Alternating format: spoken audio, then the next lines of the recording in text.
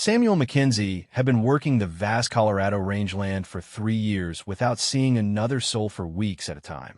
The endless stretch of grass and rolling hills belonged to the Hartwell Cattle Company, and Samuel was their only hand willing to stay in such isolation.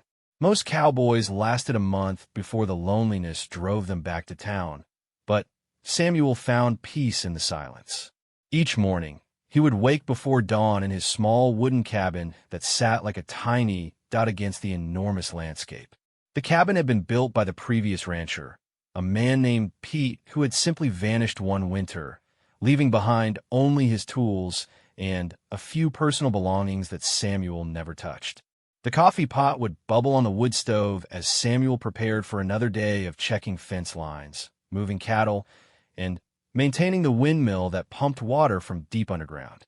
The work was honest but demanding. Samuel would saddle his horse, a steady mare named Betty, and ride for hours across the rangeland. The cattle were scattered across thousands of acres, and keeping track of them required constant vigilance. Predators like wolves and mountain lions posed a threat, and the weather could change from calm to violent in minutes. Samuel had learned to read the sky like a book, watching for the dark clouds that could bring deadly lightning or sudden hailstorms. Winter was the hardest time. The isolation felt heavier when snow covered the land and the wind howled through the cabin walls. Samuel would spend long evenings by the fire, reading the same 3 books over and over or carving small figures from wood. He wrote letters to his sister back in Missouri, but the nearest post office was a 2-day ride away, so he rarely sent them. The silence could be so complete that sometimes he would talk to Betty just to hear a human voice, even if it was his own. Despite the loneliness, Samuel took pride in his work. He knew every inch of the rangeland, every watering hole, every sheltered valley where cattle might gather during storms. The Hartwell brothers paid him well and trusted him completely. They visited twice a year to check on operations and always expressed satisfaction with how Samuel maintained their property. This trust meant everything to Samuel, who had grown up poor and never owned anything of value. The rangeland itself was beautiful in its vastness. Purple mountains rose in the distance, and the grass moved like ocean waves in the constant wind. Sunrises painted the sky in brilliant colors, and on clear nights, the stars seemed close enough to touch. Samuel had learned to appreciate these moments of beauty, understanding that few people ever experience such pure solitude and natural grandeur. One particular spring morning started like any other. Samuel rose with the sun, made his coffee, and prepared to ride out to the north pasture where he planned to check on a group of pregnant cows. The air was crisp and clean, filled with the scent of new grass and wildflowers. Betty seemed eager to run, so Samuel gave her free rein as they crossed the familiar terrain. Around midday, as Samuel stopped to eat his lunch beside a small creek, he noticed something unusual on the horizon. A thin column of smoke rose from a spot about 2 miles east, near a rocky outcropping he rarely visited. Smoke usually meant trouble, either a grass fire that could spread quickly across the dry rangeland, or possibly another person, which was equally concerning since no one should be on Hartwell land without permission. Samuel finished his meal quickly and urged Betty toward the smoke. As they approached the rocky area, he could see that someone had built a small, controlled fire beside a natural shelter formed by overhanging rocks. A horse, different from any he had seen before, was grazing nearby. It was smaller than the typical ranch horses, with unusual markings that suggested it might be from Mexico or even further south.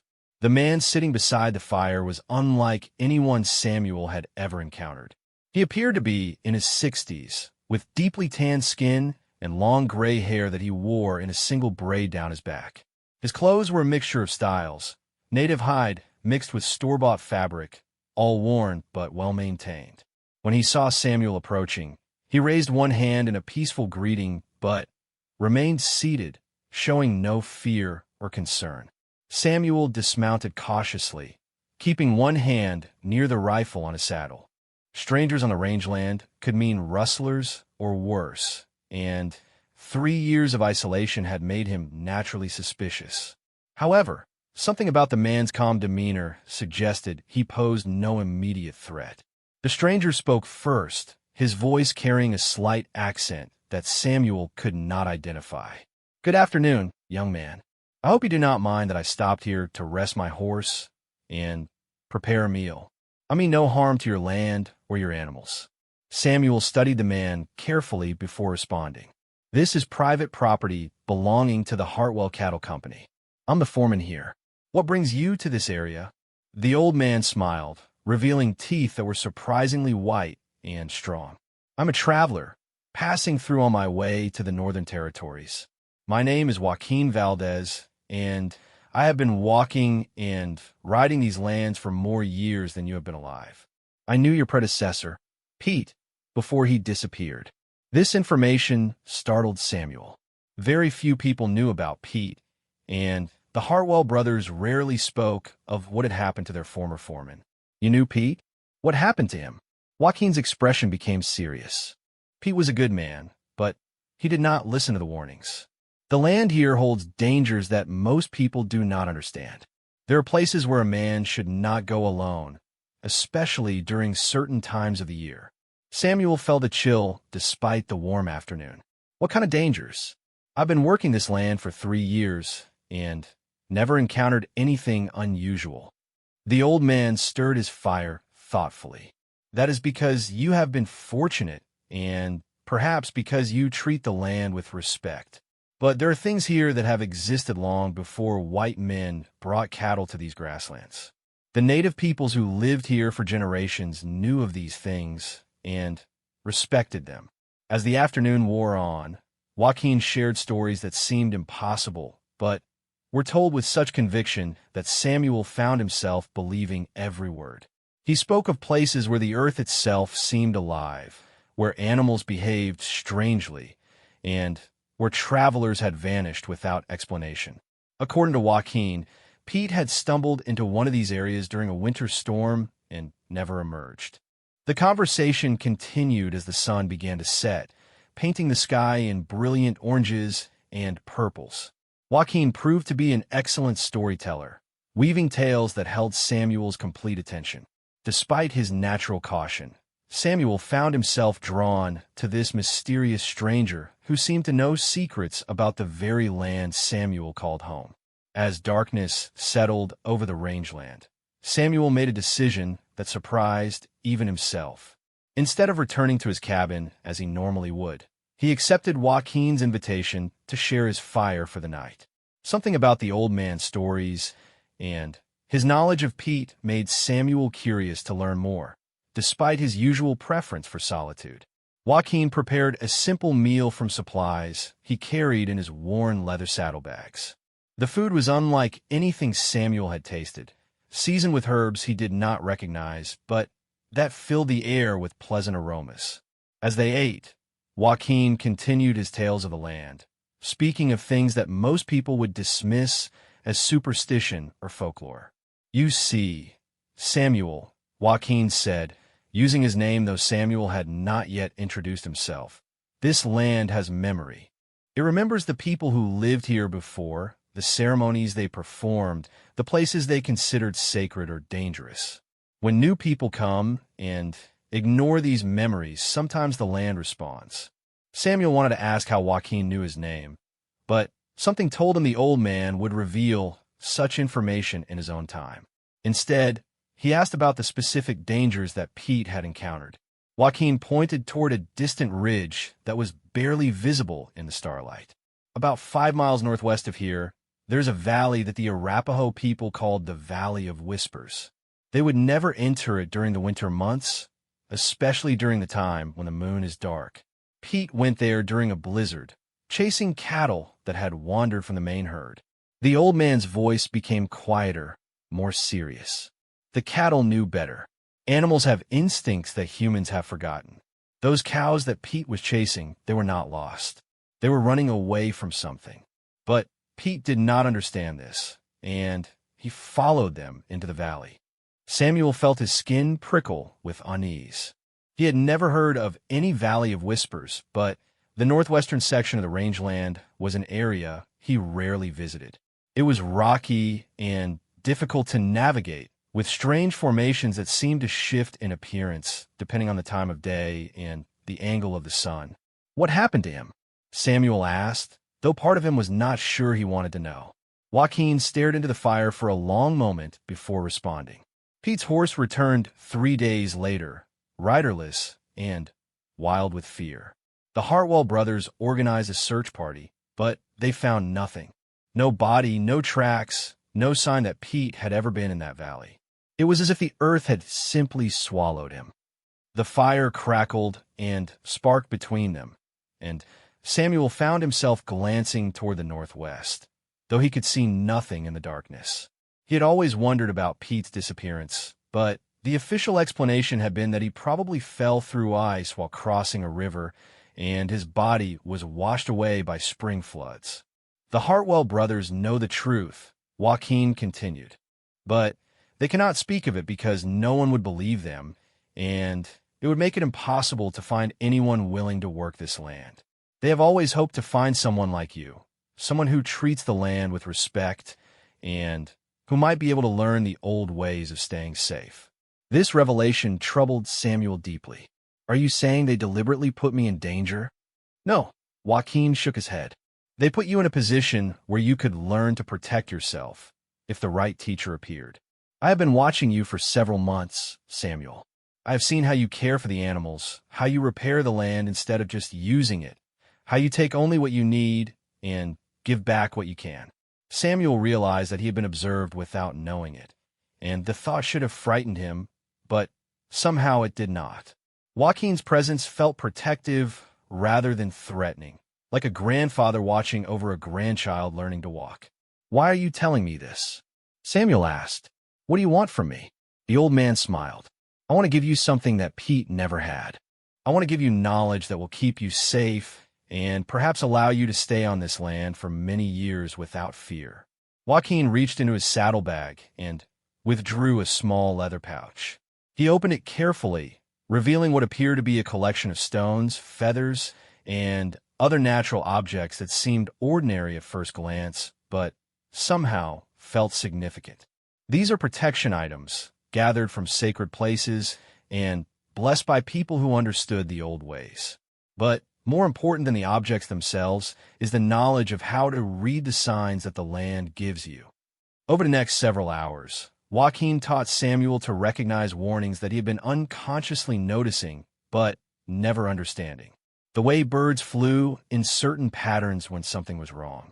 How horses and cattle behaved differently near areas that should be avoided. The sound the wind made when it carried danger, and the way shadows fell at specific times of year in places where people should not venture alone. The Valley of Whispers is not the only place on this rangeland that requires caution, Joaquin explained. There are 3 other locations that become dangerous under certain conditions. I will teach you to recognize them all and to know when it is safe to approach and when you must stay away. Samuel learned about a cluster of ancient trees near the southern border of the property, trees that looked dead most of the year, but somehow continued to stand despite having no visible life. According to Joaquin, these trees marked a place where the boundary between the physical world and the spirit world was thin. During certain moon phases, particularly the new moon in autumn, strange things could happen to anyone who lingered there after sunset. The second dangerous area was a small lake fed by an underground spring.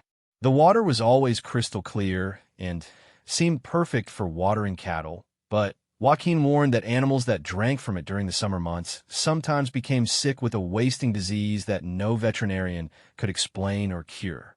The third location was a circle of rocks near the eastern edge of the property, rocks that appeared to have been placed deliberately by human hands, though no one knew who had put them there or when. Joaquin explained that this was a place of power, where the Arapaho had once performed important ceremonies. It was not exactly dangerous, but it demanded respect, and people who treated it carelessly sometimes experienced runs of very bad luck. As the night wore on, Joaquin taught Samuel specific rituals and precautions that would protect him in each of these places.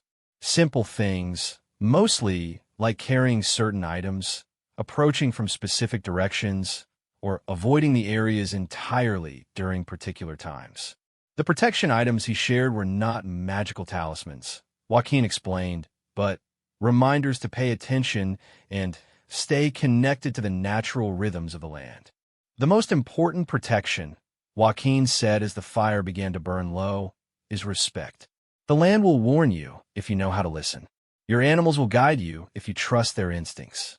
And if you honor the places that deserve honor, you'll be allowed to work here safely. Samuel asked many questions, taking mental notes, and tried to absorb everything Joaquin taught him. The old man seemed pleased with Samuel's attention and willingness to learn, often nodding approvingly when Samuel made connections or asked particularly insightful questions. "There is one more thing you must know," Joaquin said as the first light of dawn began to appear on the horizon. "You're not the first person I have taught these things to. There have been others over the years, people who worked this land or other places like it. We are part of a tradition that goes back many generations, people who serve as bridges between the old ways and the new world." Samuel felt a strange sense of destiny settling over him, as if his 3 years of solitude and hard work had been preparation for this moment. He had always felt connected to the land in ways he could not explain, and now he understood that this connection was not just personal preference, but part of something larger and more significant. As the sun rose fully, casting golden light across the rangeland, Joaquin prepared to continue his journey. He gave Samuel the leather pouch with the protection items and made him promise to pass on the knowledge to someone worthy if the opportunity ever arose. 6 months passed after Joaquin's visit, and Samuel had begun to think the old man's warnings might have been nothing more than elaborate folklore.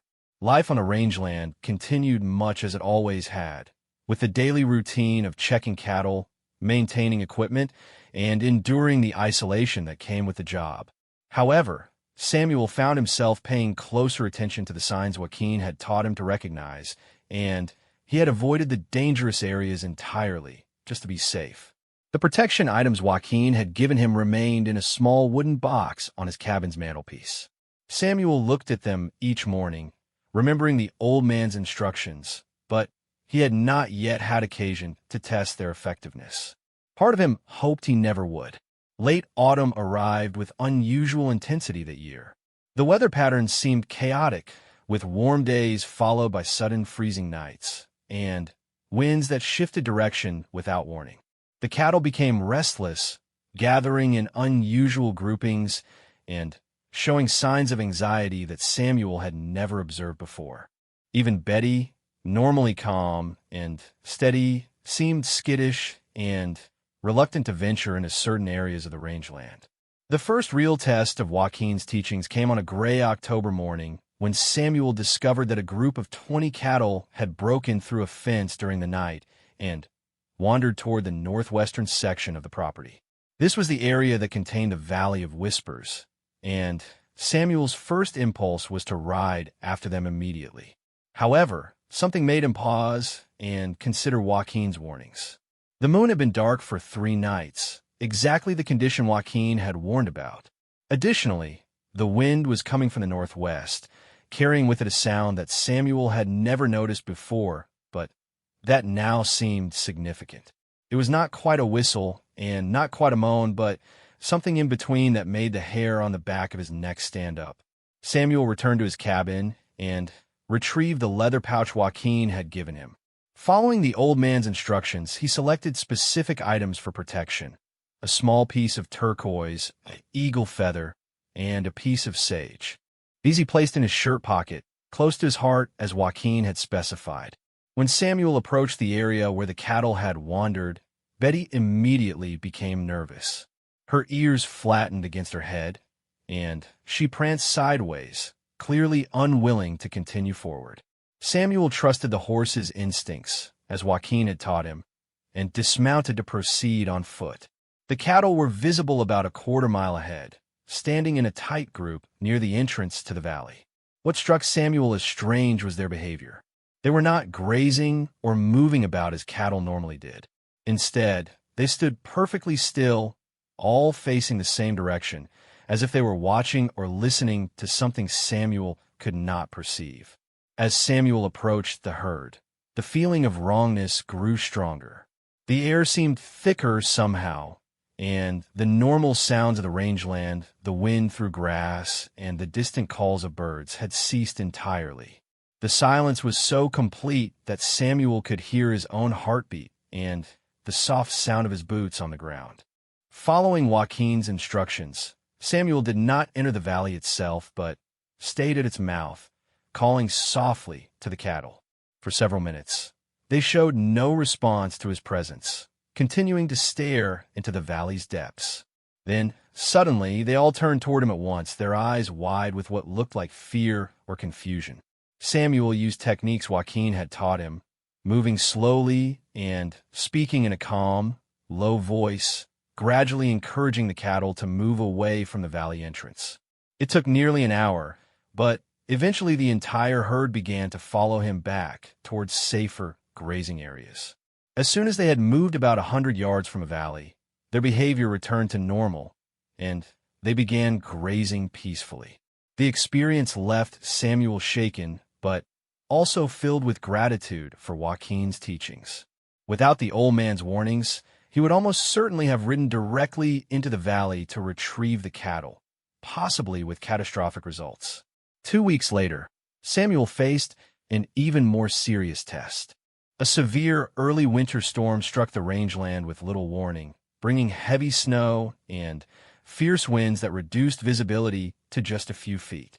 During such storms, cattle often sought shelter in low areas, and Samuel knew he needed to find them and guide them to the sheltered areas he had prepared near the cabin. The storm was so intense that Samuel became disoriented while searching for the missing animals.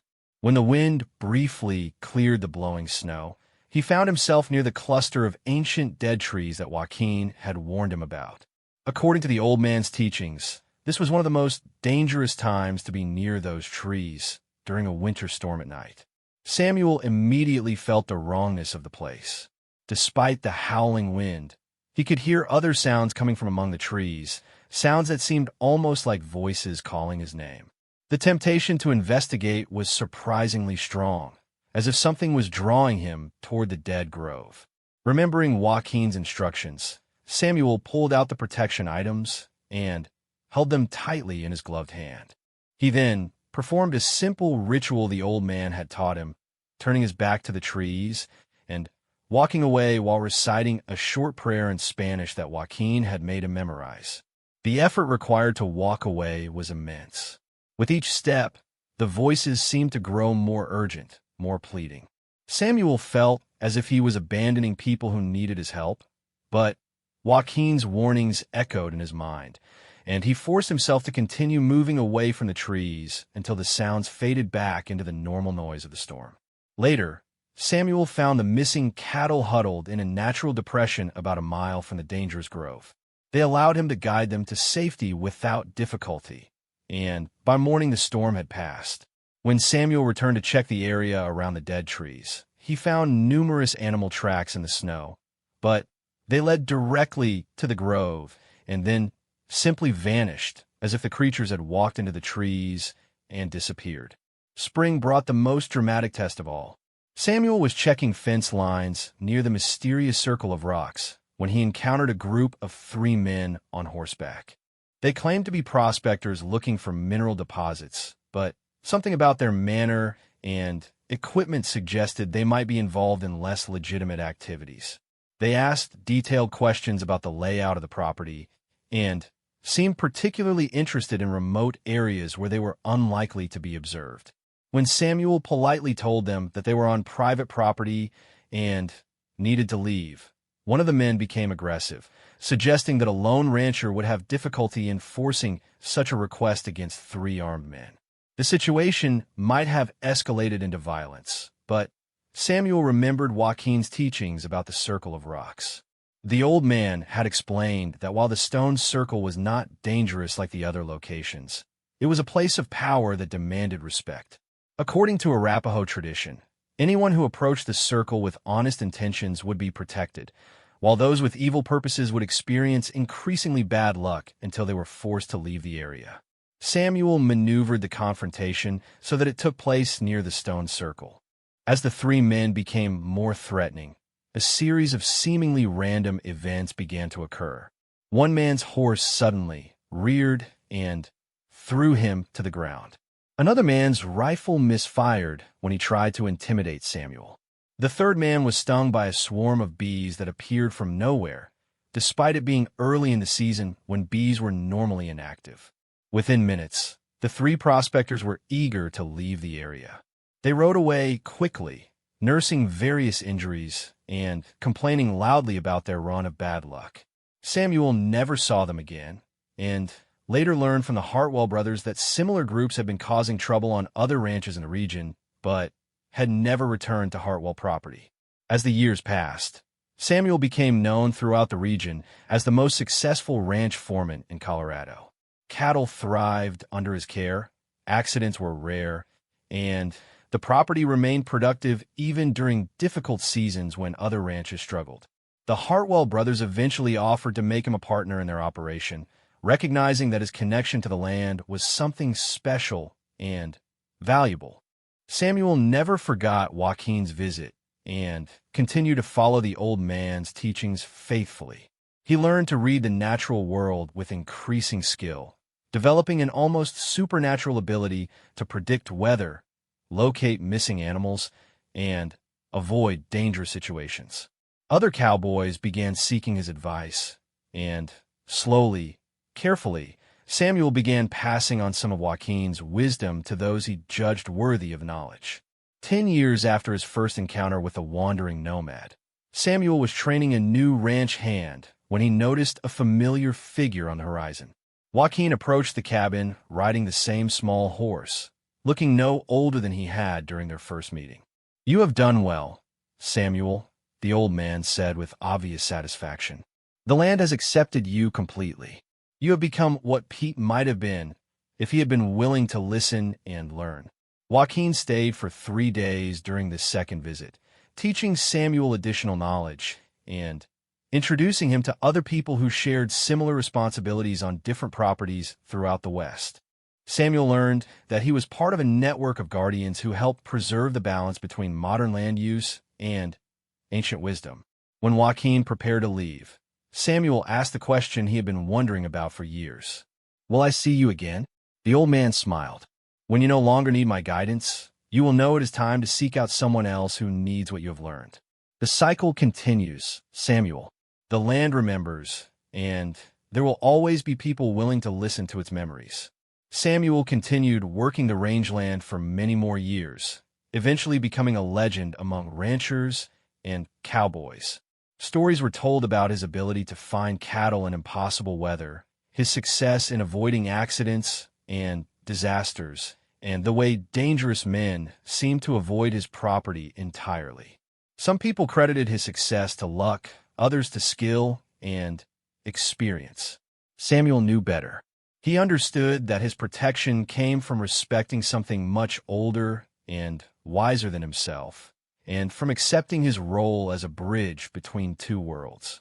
The hidden protection Joaquin had offered was not magic or superstition, but knowledge, awareness, and the willingness to listen to voices that most people have forgotten how to hear. When Samuel finally retired from active ranching, he passed on the protection items and teachings to a young woman who had shown the same respect for the land that he had demonstrated decades earlier. She listened carefully to his stories about Joaquin and promised to honor the traditions she was inheriting. The rangeland continued to thrive under her care, just as it had under Samuel's, and just as it had under the care of indigenous peoples for countless generations before. The land remembered its protectors, and its protectors remembered their responsibilities to both the land and to each other.